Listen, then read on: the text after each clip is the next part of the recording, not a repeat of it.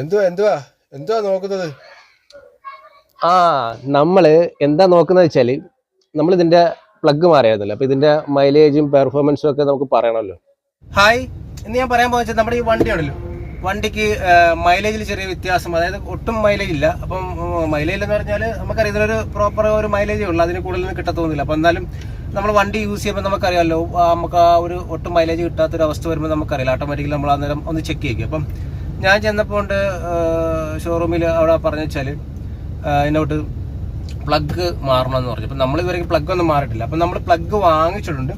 വാങ്ങിച്ചെന്ന് വെച്ചാൽ ഈ വണ്ടിയുടെ തന്നെ വാങ്ങിച്ചിരുന്നത് പോളോ എന്ന് പറഞ്ഞിട്ടാണ് നമ്മൾ വാങ്ങിച്ചത്. വണ്ടി ഏതാണെന്ന് ചോദിച്ചു. അപ്പം നമുക്ക് പോളോയുടെ ആണെന്ന് പറഞ്ഞു. പോളോടത് അങ്ങനെ കിട്ടി. NGK, അത് പോളോയ്ക്കെന്നല്ല, അവർ ചോദിക്കും ഏത് കമ്പനിക്കാന്നുള്ളത്, അല്ല ഏത് വണ്ടിയുടെ ആണെന്ന് ചോദിക്കും. അപ്പം നമ്മൾ പിന്നെ ഏത് വണ്ടിയാണെന്ന് വെച്ചാൽ അത് പറഞ്ഞാൽ അതിനനുസരിച്ചുള്ള ഇത് കിട്ടുക. അത് തന്നെയല്ല, നമുക്കറിയാം ഈ അത്യാവശ്യം വിലയും കാര്യങ്ങളൊക്കെ കാണും ഇതിൻ്റെ ഓരോ പീസുകൾക്ക്. അപ്പം NGK എന്ന് പറഞ്ഞൊരു കമ്പനിയാണ്, സ്പാർക്ക് പ്ലഗിൻ്റെ ആണ് അതിനകത്ത് പേര് ചെയ്ത് NGK എന്നാണ്. അപ്പോൾ ഇതിൻ്റെ വിലയെന്ന് പറയുന്നത്, ഇതിൻ്റെ ഒരെണ്ണത്തിൻ്റെ പ്രൈസ് കിടക്കുന്ന 356 രൂപ പ്രൈസ് കിടപ്പുള്ളൂ ഒരു പീസിന്. അപ്പം നമ്മൾ 3 പീസാണ് വാങ്ങിച്ചത്. 3 പീസിന് ടോട്ടലി അവർ വാങ്ങിച്ചേക്കുന്ന 1068 രൂപ വാങ്ങിച്ചിട്ടുണ്ട്. അപ്പോൾ അതിനകത്ത് 68 രൂപ ഡിസ്കൗണ്ട് ഉണ്ട്. അങ്ങനെ 1000 രൂപ 3 പീസിനും നമ്മുടെ നിന്ന് വാങ്ങിച്ചിട്ടുണ്ട്. അപ്പം നമ്മൾ വെച്ചാൽ ഇതിപ്പോൾ നമ്മൾ കൊണ്ടുപോയി മാറാൻ പോകുമ്പോൾ ഞാൻ കാണിച്ചു തരാം. ഇതിപ്പോൾ അഴിച്ച് കാണിക്കേണ്ട, സാധാരണ നമുക്ക് അറിയാമല്ലോ പ്ലഗ്. അപ്പം ആ സ്പാർക്ക് പ്ലഗ് നമുക്ക് എല്ലാവർക്കും അറിയാം. അപ്പോൾ ഇത് നമ്മൾ മാറാൻ പോകുമ്പം ഞാൻ കാണിച്ചു തരാം അവർ മാറുന്നത് എങ്ങനെയാണെന്നുള്ളത്. അപ്പോൾ നമുക്ക് പോയിട്ട് വരാം.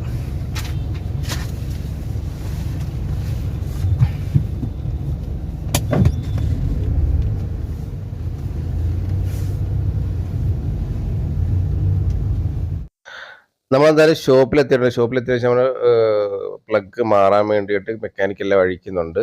അപ്പോൾ അഴിച്ചെടുത്തതിന് ശേഷം നമ്മുടെ പ്ലഗ് സെറ്റ് ചെയ്യുന്നുണ്ട്. ഇപ്പം അതിൻ്റെ ടോപ്പിലുള്ള അഴിച്ചതിന് ശേഷം പ്ലഗ് അഴിക്കുകയാണ്. അപ്പം നമ്മൾ 2-3 കാര്യങ്ങളുണ്ട്. അതിൽ പ്രധാനപ്പെട്ട കാര്യങ്ങളിലൊന്നാണ് എയർ ഫിൽട്ടർ മൈലേജിനെ നല്ലതായിട്ട് ബാധിക്കുന്ന ഒരു സാധനം തന്നെയാണ് എയർ ഫിൽട്ടർ. അപ്പോൾ കാറ്റ് അതിനകത്ത് എയർ പിടിക്കാതെ വരികയും പൊടി കയറിയിട്ട് അടയുകയൊക്കെ ചെയ്യുന്ന സമയത്ത് അത് ഇഷ്യൂ ഉണ്ടാകുന്നത്.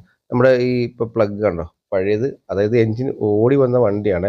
അപ്പോൾ നല്ല ഹീറ്റുണ്ട്. അപ്പോൾ നല്ല മഞ്ഞ കളറാണ്. അത് മാത്രമല്ല, അതിൻ്റെ റൗണ്ട് ഭാഗത്ത്, ആ ടോപ്പിലെ റൗണ്ട് ഭാഗത്ത് നല്ലതുപോലെ കരി പിടിച്ചിട്ടുണ്ട്. ശരിക്കും ഈ സ്പാർക്കിൻ്റെ ആ ഒരു പോർഷൻ ഉണ്ടല്ലോ, അത് 2 പോർഷനുണ്ട്. ഈ 2 പോർഷനെ അറിയപ്പെടുന്ന രീതി വെച്ചാൽ സെൻട്രൽ ഇലക്ട്രോഡും അതേപോലെ തന്നെ മറ്റൊരു പോർഷൻ ടോപ്പിലൂടെ ഇങ്ങനെ വന്നിരിക്കുന്ന ഒരു പോർഷൻ ഉണ്ടല്ലോ, ആ ഒരു പോർഷന് പറയുന്ന പേരാണ് ഗ്രൗണ്ട് ഇലക്ട്രോഡ് എന്നാണ്. ഇത് രണ്ടും കൂടെ സ്പാർക്ക് ആകുന്ന സമയത്താണ് പെട്രോൾ കത്തിക്കാനുള്ള സ്പാർക്കിങ് അതിലൂടെയാണ് നടക്കുന്നത്. അപ്പോൾ ഈ കാര്യങ്ങളൊക്കെ നമ്മൾ അറിഞ്ഞിരിക്കേണ്ടതുണ്ട്. അപ്പോൾ 3 നമ്മൾ മാറുകയാണ്. നമുക്ക് കാണാം, ഈ 3 മാറിയതിന് ശേഷമുള്ള കാര്യം ഞാൻ ഈ വീഡിയോയ്ക്കകത്ത് പറയുന്നുണ്ട്. അപ്പോൾ വീഡിയോ പൂർണ്ണമായിട്ട് കാണുക.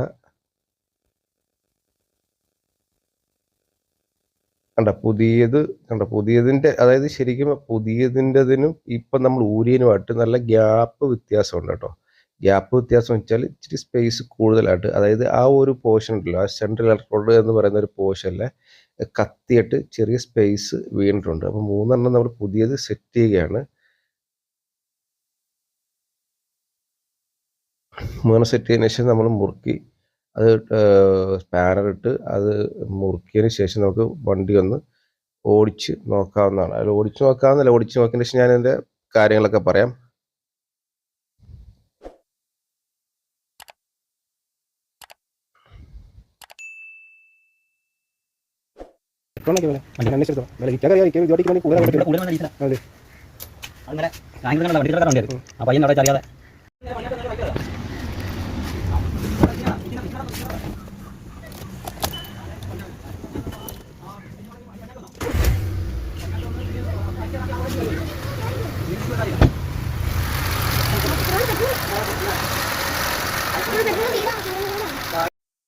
നമ്മളിപ്പോൾ വെച്ചാല് വണ്ടി, അതായത് നമ്മുടെ പ്ലഗ് മാറിയതിന് ശേഷമുള്ള കാര്യമാണ് പറയാൻ പോകുന്നത്.